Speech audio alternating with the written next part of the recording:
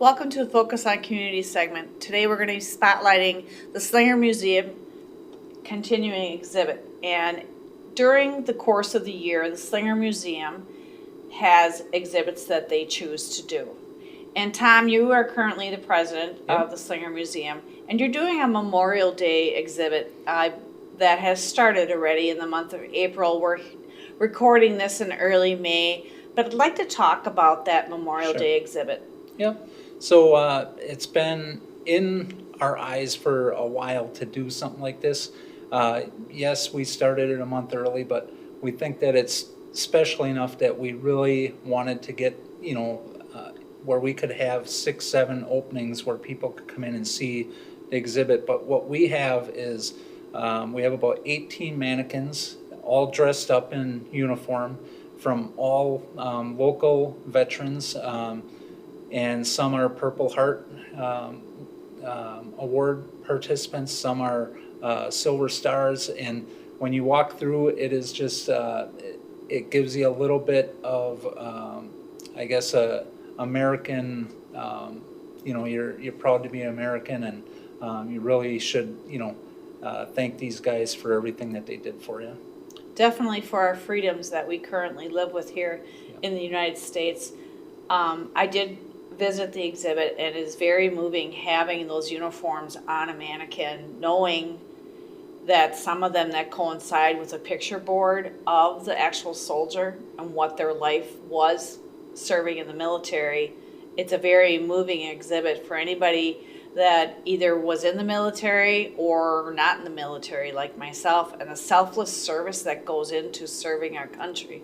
Yeah, we definitely took some time. All of the mannequins have write-ups of where they served, how they served our area, and then we also have another exhibit with all of the names of veterans from the Slinger and surrounding community on an honor board. We have pictures. We have a display of artifacts from Civil War all the way up to Afghanistan. So we have a wide variety of items on display. It fills up our entire exhibit area, so it is a very a very good display to tribute the American soldier and everything that they've done for us for our freedom. So, what is the oldest military uniform that you have on display? So the oldest military uniform that we have on display is World War I. That was Albert Thiel, and that was 1917, I believe, is when he served. So, but that one is on display. We only have one soldier that we have information on from the Civil War.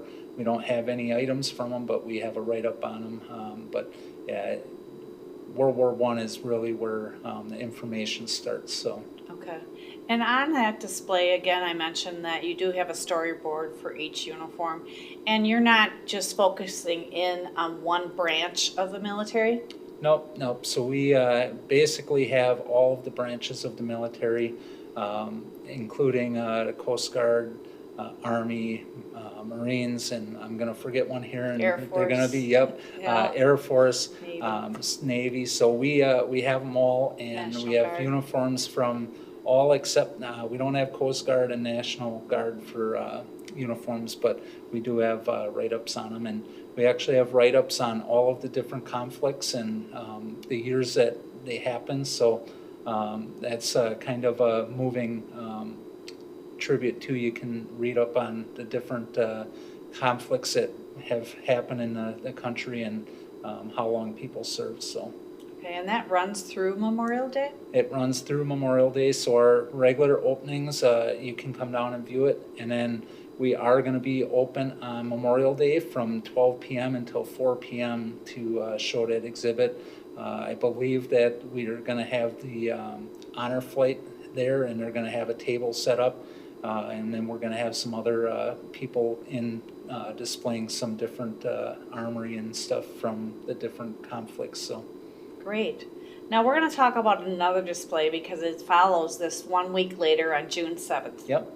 So on June 7th, from 9 a.m. until 3 p.m., we're doing, it's called Yellowstone Trail Days. So Yellowstone Trail actually was a motor trail that went from coast to coast, kind of like Route 66 did, but it actually came through Slinger at that time and went right up 175 basically. So we are working with Theresa, Lamira, and Byron Historical Societies. They're all going to be open that day too. And you can come down with your regular vehicles, but there are going to be Model Ts. There's going to be some other classic cars, and they're going to actually drive that route and go from museum to museum.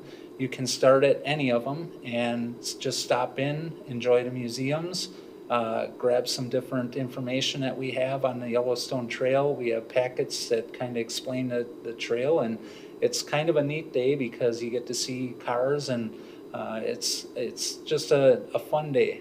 Fantastic. Well, I look forward to having you back for the next exhibit. I will be happy to come and share anything that we have. So I appreciate you having us, and everyone just make sure that you're remembering your history and preserving, and then that is basically it. Thank you, Tom. Yep, thank you. You're welcome. And to our viewers, as always, thank you for watching.